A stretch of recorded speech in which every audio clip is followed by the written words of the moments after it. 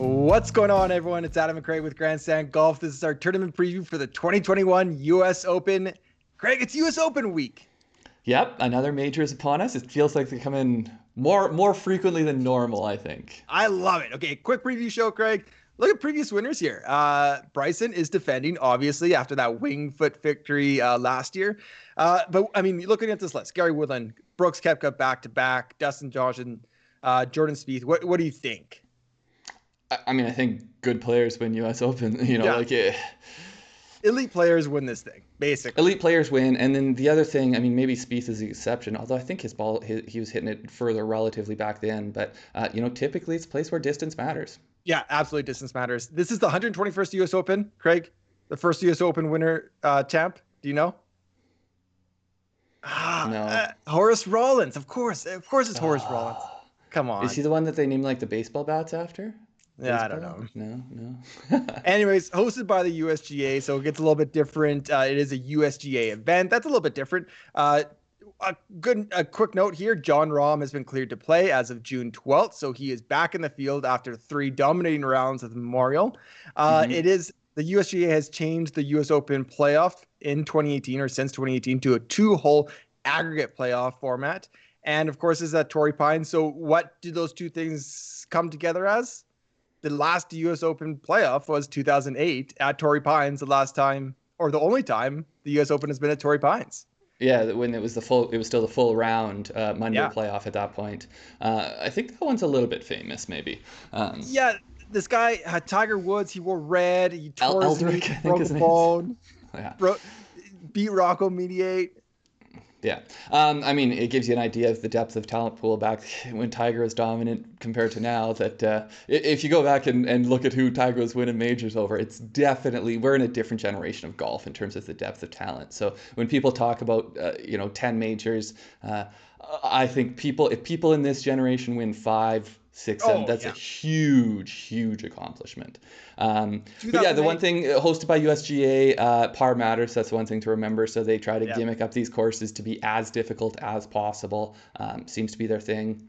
Oh, you can see the minus 16 from Brooks. The next year corrected that, so he won at a +1. But 2008, I was going to say, Dustin Johnson's first U.S. Open. There you go. Yeah. Jesper Parnevik's last U.S. Open. You got any more 2008 U.S. Open facts for me? A lot of time on Wikipedia, if you can tell. Yeah. Okay, let's take a look. I mean, the one thing about 2017 Brooks at minus 16, that was Erin Hills, where if the wind blows, it's a different course. If the wind doesn't blow, it's it's a much easier course, which we spoke a little bit about at our PGA Championship preview, because that I think was the longest major championship prior to Kiowa. Right. Kiowa. So yeah.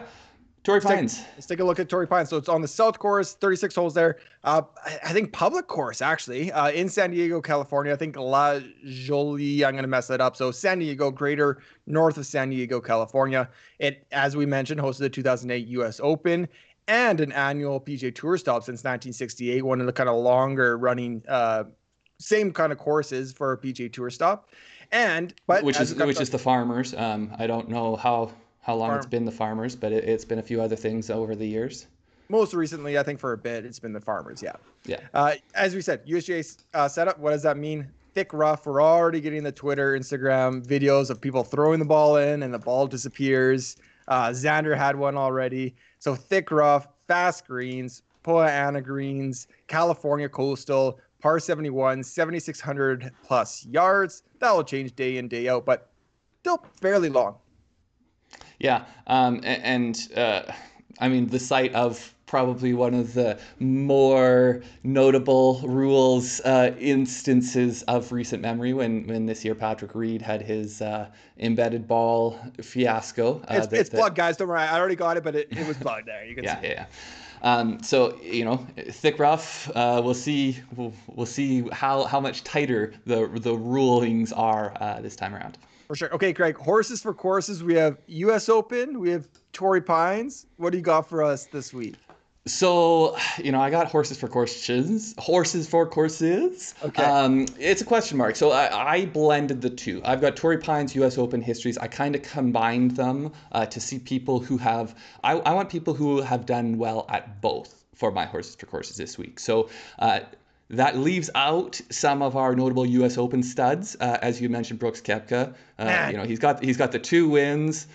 He's got 6 straight top 20s, and that second place. His last 3, he's been first, second. So notably absent from a horses for courses week because the Torrey record isn't as good. Xander, another one whose U.S. Open record is awesome. He's got four starts, all top 6s. I gotta say, I mean, it's Brooks versus Bryson right now, but you faded Brooks right before the PGA Championship. Now you're leaving him off the horses for courses for a U.S. Open. There might be a Craig versus Brooks type coming up here.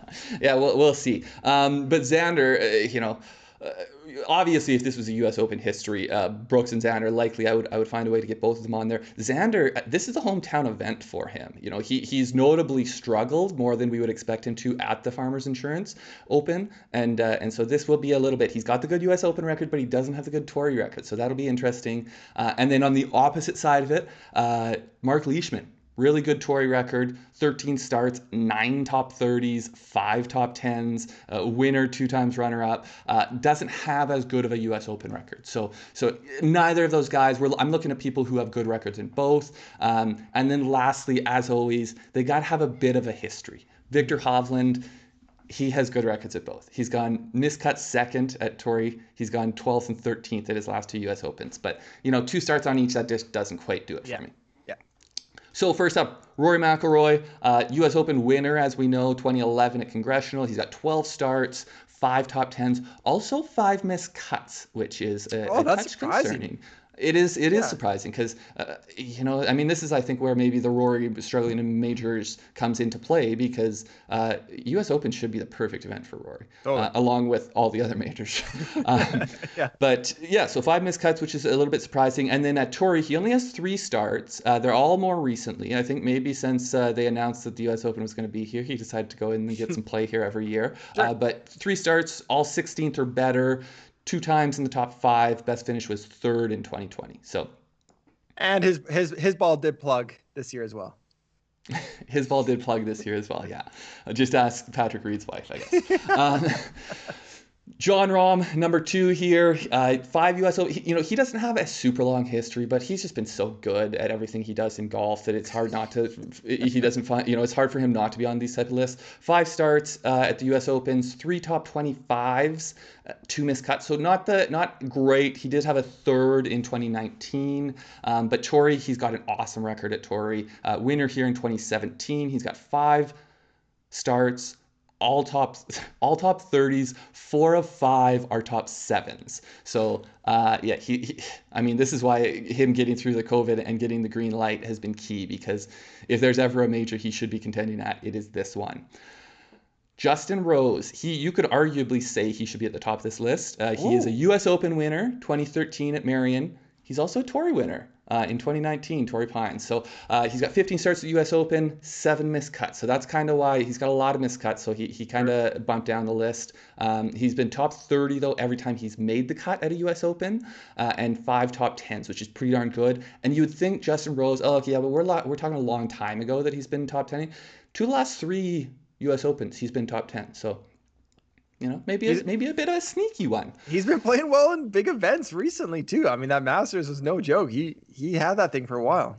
Yeah, absolutely. And you combine it with a good record at Torrey. So he's got 11 starts here, 4 missed cuts. So again, it seems with Rose more like he's either missing cuts or he's doing well. Right. But 4 missed cuts, 5 top 25s, 3 top 10s.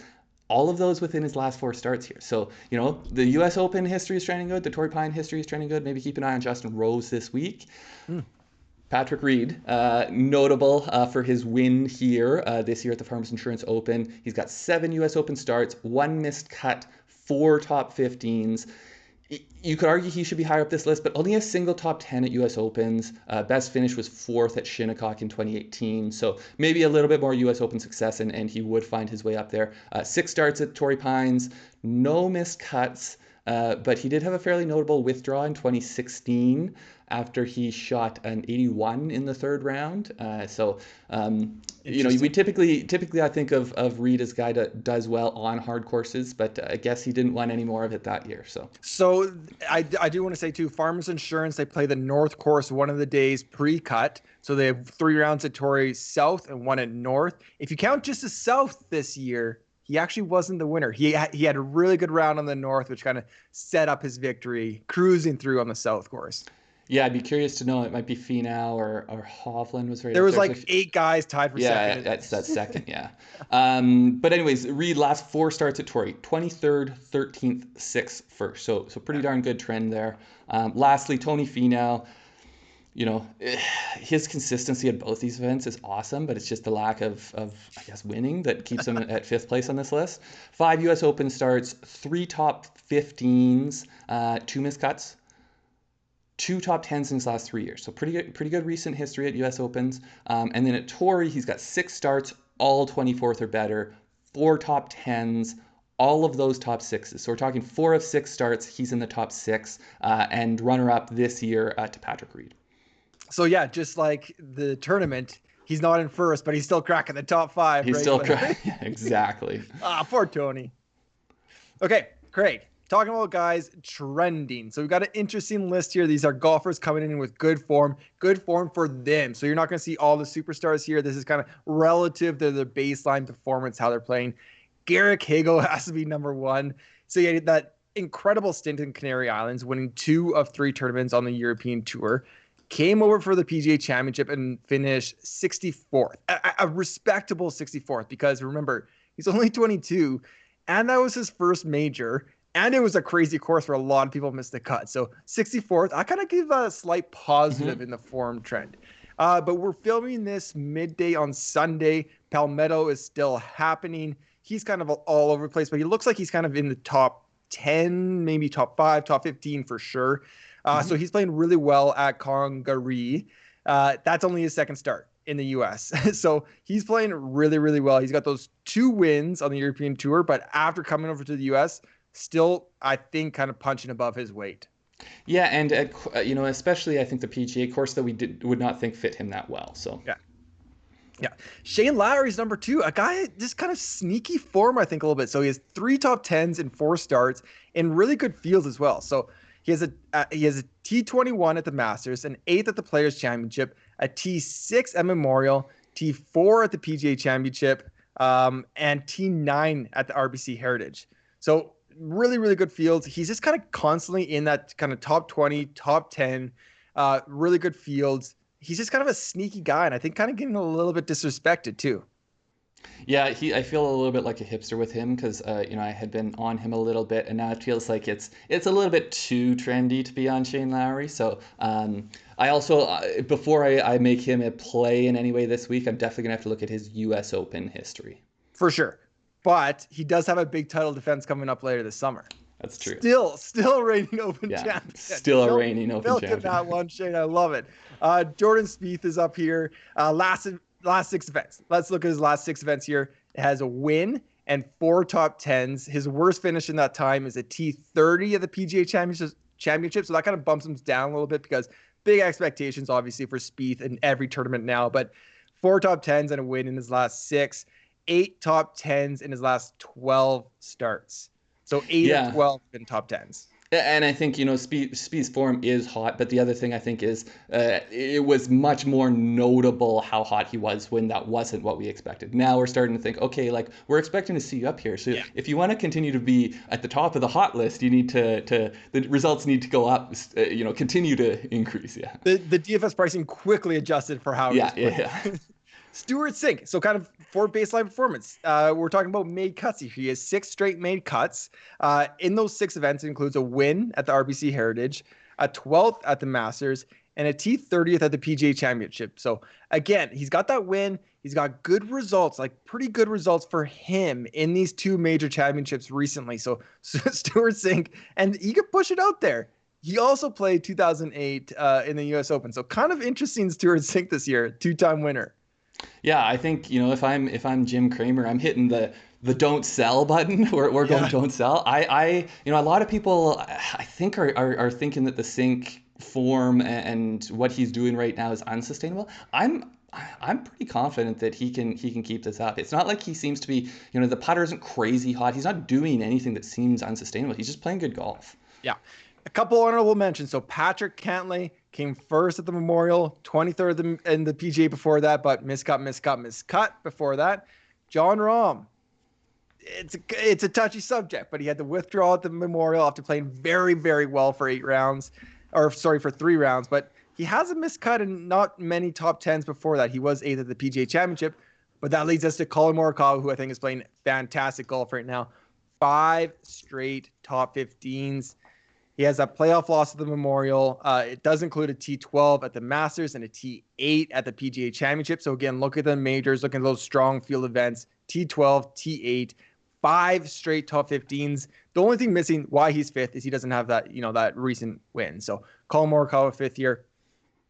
What do you think? Yeah, well, I mean, you say Rahm doesn't have that many top 10s. I think you could argue that he's got like already 8 or something in 2021. But no, I do get you. I think that he's kind of a perfect example of the base. Like, he stays in the Memorial and he goes on to win. I think you kind of have a hard time leaving him off this list. Yeah. But his string of kind of top 10s but not winning earlier in the year, and then a miscut and a 34th, and it's just, for Rahm to continue to be on the hot list, he has to be doing special things. Yeah, if you're top 3, top 5 player in the world, you need to be kind of winning and getting consistent top 5s, I think. Well, and you look at his 2-year strokes gained total average, it's 2.5. So when you look at his past 3 months is 2.5, it's like, okay, well, that's just exactly what you expect Jon Rahm to be doing. Yeah. He's at his baseline, which is very, very, very high. Which is very good, yeah. Okay, speaking of the baseline being very high, first look at the model. Who does the Grandstand Golf model like? So again, this had to be a bit of a blend. I took U.S. Open, what typically projects well at U.S. Opens, regardless of what course it is, and then combine that with what we see at Torrey Pines, typically year to year. Now, a lot of these names are the ones you'd expect. Webb does surprise me a bit, but we've got Rahm in first, Xander Schauffele in second, who I think, you've got your most interesting man coming up. Spoiler alert, it's not Xander, but I think you could make a very good case that he is potentially the most interesting. He's hometown guy. He's had a ton of success at U.S. Opens without actually getting a win at any major, but this frickin' sets up well for him, so you'd love to see him compete. Webb Simpson might be the one that jumps out the most as, I'm surprised to see him on the list. Putting is important. Putting, yep. You may notice JT is probably the one notable one on here who is not one of the top putters in terms of top players, but that's just because he's so freaking good at everything else. But Webb really, really excels at putting. And then if you do look at his numbers over the past couple of years, the more kind of data you incorporate, the better Webb gets. It's just, he doesn't pop as much. He's more like, you're going to see him kind of top 30 to top 20 week in, week out. And it's, especially at U.S. Opens, if you look at his U.S. Open history. Yeah. But anyways, Bryson, he's got the putter, he's got the driver. That'll get you a long ways in the model. And then JT, as I said, he does everything well, except the putter seems to be hit or miss, which may give him much more win equity, say, than a Webb Simpson. But we will have to see. Yeah, I really like the list, and I actually think Webb is very sneaky. Just kind of quiet, a little bit quiet right now on Webb. So could be early DFS luck. Could be someone I'm looking at for sure. Yeah, and someone who has won a U.S. Open, even though you don't think of kind of the shorter, straighter drivers being the type to win in a U.S. Open these days, but he's got one under his belt. Oh, yeah. Okay, that leads us to the most interesting man in the field, and I got to go with Phil Mickelson this week, Craig. He's coming off, not his most recent event, but he's coming off that historic PGA Championship victory. Shocked the world. First, golfer to win over the age of 50. Fantastic. Great moment in sports in golf history. So why? You mentioned Xander as kind of the hometown guy. Phil grew up in San Diego, went to high school just 10 miles from Torrey Pines. San Diego's a big place. He's just 10 miles away from Torrey Pines. So this is really kind of in his roots here. He has won the Farmers Insurance Open at Torrey 3 times, 93, 2000, 2001. So obviously there's something special about this place with his victories here. And famously, it's Phil at the U.S. Open. Even if he didn't win the PGA Championship, it's still Phil at the U.S. Open. Now he's got 5 more shots at this, but he's been chasing this Grand Slam, and it's been one of the best stories in golf over the past couple decades. He has 6 U.S. Open runner-up finishes. Like, it's absolutely remarkable how he's gone to the places that he's gone to and not won a U.S. Open. So Phil Mickelson, can he repeat? I don't know. That's a long shot, I think, still. But it'll be interesting. There's definitely a lot of roots here. And you know what? Maybe he could shock us twice in a row. Yeah, all this you're saying, it makes me feel like I probably should have had Phil on the horses for courses because, he's got the U.S. Open success, no win, yes, but lots of success, and he's got, obviously, I just don't think I looked far enough back to incorporate all. You know, scroll down Wikipedia a little ways to see his victories. Going back just to like 02, 03, you really need to keep going back further. But yeah, definitely. I mean, Phil, it's going to be interesting. I think the shock of the world that happened at the PGA, it's just hard to see the same thing happening at a U.S. Open, but you never know with someone as talented as Phil. Yeah, exactly. We're running a little bit over. We're excited. It's the U.S. Open. It's a major week. We're talking a little bit more in depth, but Craig, our way too early weather forecast here. I don't think we have much. I think it's a quick slide here. Partly cloudy, sunny, some wind. It is coastal. I'm sure we'll talk about kind of the wind finder as we get closer to our DFS, but right now looks nice. Yeah, and similar to the PGA Championship, any wind you see is going to hit harder because it is on the coast. So there's nothing kind of slowing it down. You're not tree lined like at Augusta, where it's only, say, if it's you're above the canopy that it really starts to hit, and below that you're protected from hit. So anything you see in wind definitely becomes more of a factor at Torrey. Absolutely. That is the end of the show. Thank you, everybody, for watching. Make sure to hit that thumbs up, subscribe to the channel, hit that subscribe button right over there. Just subscribe to the channel. It'll do you some good. A lot of U.S. Open content to come, so make sure to subscribe. And Craig, any final words? No, we'll try to keep our quick hitters shorter next time. This wasn't very quick, but yeah, looking forward to the week. Yeah, let's enjoy it. See ya. See ya.